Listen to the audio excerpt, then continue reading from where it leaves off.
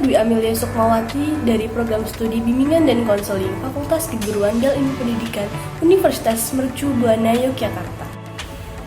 Baik, dengan saya membuat video ini, saya akan menjelaskan salah satu teknik asesmen tes, yaitu menggunakan metode observasi.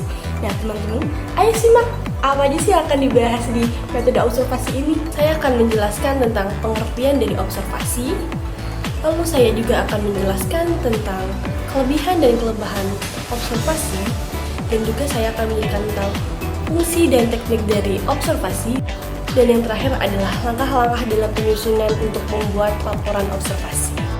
Oke, yang pertama kita bahas tentang pengertian terlebih dahulu.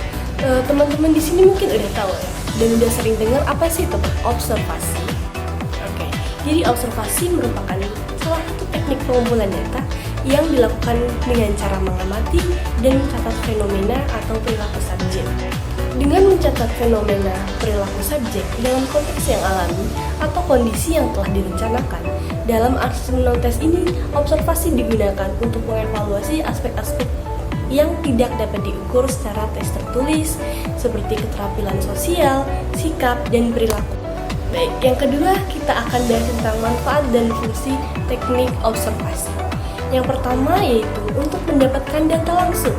Dengan mendapatkan data langsung, observasi memungkinkan kita sebagai pengamat mendapatkan data langsung dari situasi yang nyata. Lalu yang kedua adalah konteksnya. Dengan data yang diperoleh, mencerminkan kondisi nyata dan perilaku alami dari subjek yang kita teliti. Oke, yang ketiga adalah detail dan mendalam. Dengan teknik ini, kita sebagai pengamat dapat mengungkap detail perilaku dengan interaksi yang mungkin terlewatkan oleh metode lain. Dan yang keempat adalah fleksibilitas. Nah, teknik ini juga dapat digunakan dalam berbagai konteks, baik formal maupun non-formal. Lalu apa lagi sih fungsi dari alat tes observasi itu?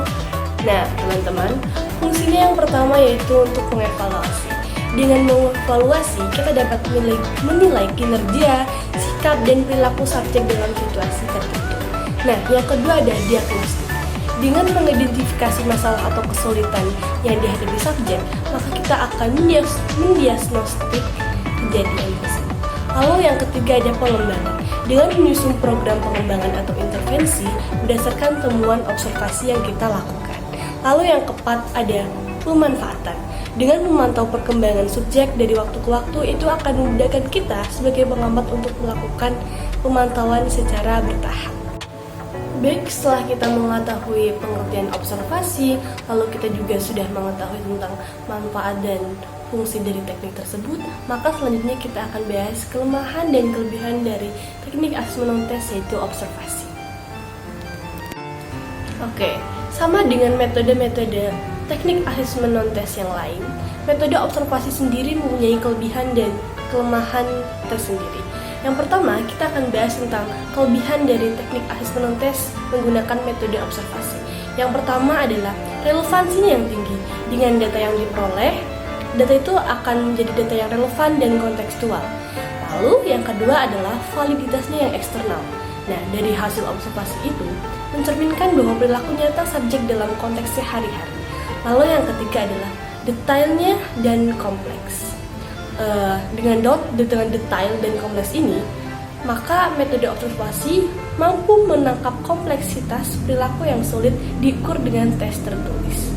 Nah, setelah kita membahas kelebihannya, tentu saja metode observasi ini mempunyai kelemahan.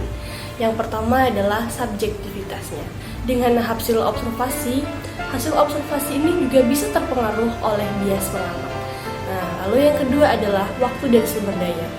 Nah, dengan metode observasi ini mungkin rentan mempunyai waktu yang cukup lama untuk memperbanyak dibandingkan dengan tes tertulis. Lalu yang ketiga adalah keterbatasan pengamat.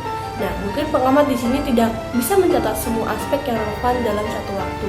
Nah, makanya teman-teman, dari metode observasi ini tidak mempunyai cukup waktu yang singkat seperti tes tertulis. Nah, selanjutnya kita akan melakukan observasi. Lakukan observasi itu sesuai dengan rencana yang telah kita tentukan tadi. Lalu kita bisa mengamati subjek secara langsung di tempat dan waktu yang telah ditentukan. Nah, dari semua catatan itu, kita kita akan sesuaikan dengan instrumen observasinya. Nah, kita akan bahas tentang langkah-langkah penyusunan teknik asesmen non-tes dengan metode observasi. Yang pertama adalah menentukan tujuan observasi. Dengan mengidentifikasi dan tetapkan tujuan yang spesifik observasi, maka kita dapat menentukan apa saja yang ingin dicapai dari observasi ini. Misalnya, mengukur keterampilan sosial siswa atau mengevaluasi metode pengajarannya. Nah, yang kedua, setelah kita melakukan tujuan observasi, kita harus memilih subjek dan setting observasi. Nah, kita tuh harus menentukan siapa atau yang akan diobservasi dan di mana observasi akan dilakukan. Nah, kita juga harus memilih subjek, misalnya siswa, guru. Lalu kita pilih settingnya, misalnya di dalam kelas atau ruangan terbuka yang relevan dengan tujuan kita observasi. Nah, lalu yang ketiga adalah merancang instrumen observasi. Nah, buatlah instrumen yang akan digunakan untuk mengumpulkan data observasi yang akan kita lakukan. Nah, lalu kita mengumpulkan data dan mengorganisir data tersebut. Nah, kumpulkan semua data yang telah dicatat selama observasi itu berlangsung, lalu organisir data dalam format yang terstruktur untuk memudahkan analisis, misalnya dalam bentuk tabel atau grafik.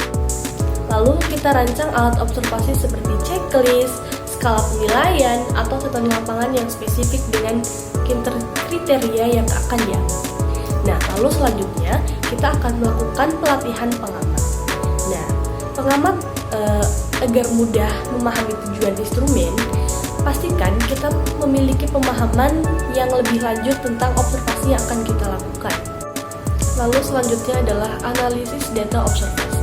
Analisis data yang telah dikumpulkan untuk menemukan pola atau tren. Nah, gunakan teknik analisis yang sesuai untuk menginterpretasikan data, seperti analisis data deskriptif atau statistik sederhana.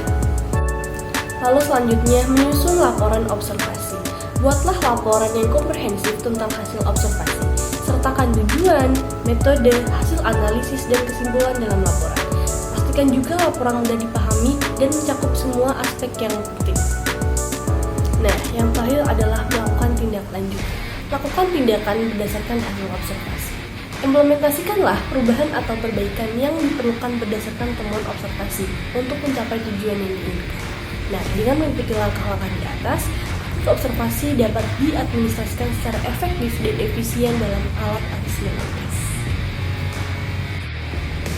Baik, kalian bisa lihat salah satu contoh instrumen metode observasi sebagai berikut.